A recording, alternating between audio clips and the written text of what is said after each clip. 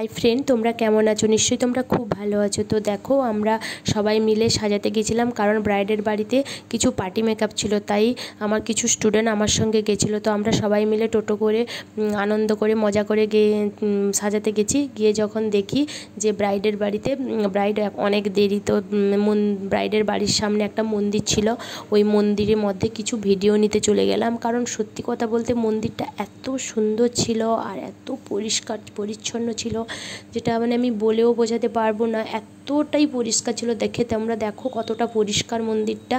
তো সত্যি কথা বলতে ভগবান ছাড়া আমাদের কেউ নেই। যেখানে গেলে আমরা সব কি দুঃখ কষ্ট সব ভুলে যাই, সেটা হচ্ছে একমাত্র ভগবানের কাছে।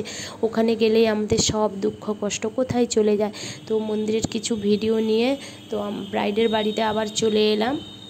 ব্রাইডের বাড়িতে এসে যখন দেখি যে ব্রাইড তো সব কিছু ব্রাইডের তো হয়ে গেছে, তারপর ব্রাইডকে নিয়ে বসে পড়েছি। হেয়ার স্টাইলটা যখন করি, ব্রাইডের ফুল কম ছিল, তো তাই কম ফুল দিয়ে কিভাবে তোমরা এইভাবে হেয়ার স্টাইল করবে দেখে নাও। কম ফুল দিয়ে এইভাবে হেয়ার স্টাইল করে তারপর ফিনিশিং লুকটা আমি তোমাদের কাছে নিয়ে এসেছি।